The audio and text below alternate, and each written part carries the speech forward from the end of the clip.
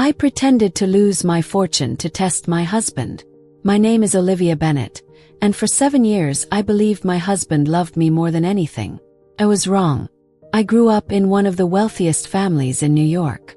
My parents owned a billion-dollar investment company, but they raised me to value kindness over money. When I met Ethan Carter at a charity fundraiser, I never told him how wealthy I really was. First, Ethan seemed perfect. He was charming, thoughtful, and always made me laugh. Even after we got married, he insisted that he loved me, not my family's fortune. Hearing those words made me believe I had found the one man who saw me for who I truly was. Or so I thought. A few months after our 7th anniversary, my father called me into his office. "Olivia," he said, "I've noticed Ethan asking unusual questions about our company, your inheritance, and the family trust. Be careful." I defended my husband immediately. "Dad, Ethan would never use me for money." My father simply nodded. "I hope you're right." His words stayed in my mind for weeks. Finally, I decided to test my husband, not because I wanted to, but because I needed the truth.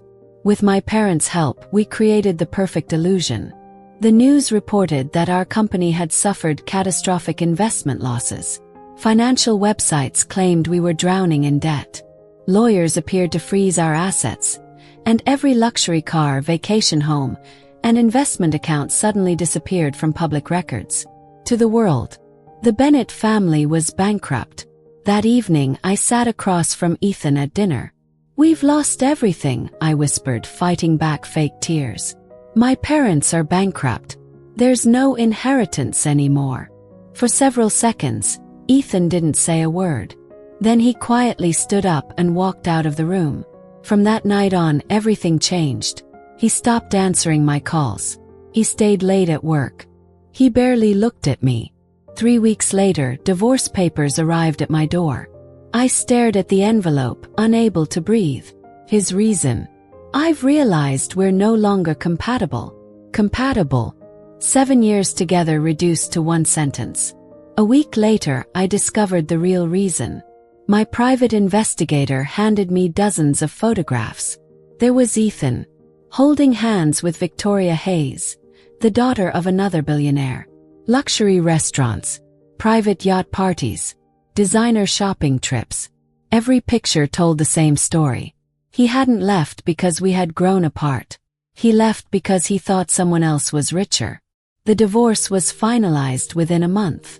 Ethan walked away smiling, convinced he had escaped a sinking ship.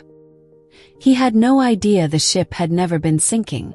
1 month later, my parents invited New York's biggest business leaders to a charity gala. The ballroom was packed with CEOs, investors, reporters, and television cameras. Ethan arrived with Victoria on his arm, proudly introducing himself as her future husband. Then the lights dimmed. My father walked onto the stage. "Ladies and gentlemen," he announced, "thank you for joining us. Before we begin, we'd like to clear up one very interesting rumor." The giant screen behind him lit up. The Bennett family was never bankrupt. The audience erupted in confusion. My father smiled. The financial collapse was completely fabricated as part of a private family matter. Gasps filled the room. Then he looked directly at Ethan. It helped my daughter discover who truly loved her, and who only loved her money. Every camera in the ballroom turned toward Ethan. His face lost all color. Victoria looked at him in disbelief. "You told me your ex-wife was broke," she said. Ethan stuttered. I didn't know." Victoria laughed bitterly. "So you dumped your wife because you thought she was poor?" Without another word, she pulled off her engagement ring and dropped it into his hand before walking away. The room fell silent. I slowly stepped onto the stage. Ethan rushed toward me. "Olivia, please. I made a terrible mistake. I still love you." I looked into his eyes, searching for the man I thought I had married. He was gone. Maybe he had never existed.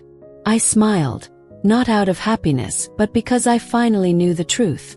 "No, Ethan," I said calmly. "You don't love me." I paused as every guest watched. "You love wealth. You just followed the wrong wallet." Soft laughter spread through the ballroom. Ethan lowered his head, humiliated. I turned away without another glance. That night I realized something priceless. Money never destroyed my marriage. It revealed the truth that had been hiding inside it all along. Some people leave when the money disappears. The right person stays even when everything else is gone. I didn't lose my husband. I lost someone who was pretending to love me. And that was the greatest fortune I could ever recover. What would you have done if you were in Olivia's position? Would you have tested your spouse the same way? Or would you have trusted them without question? Share your thoughts below.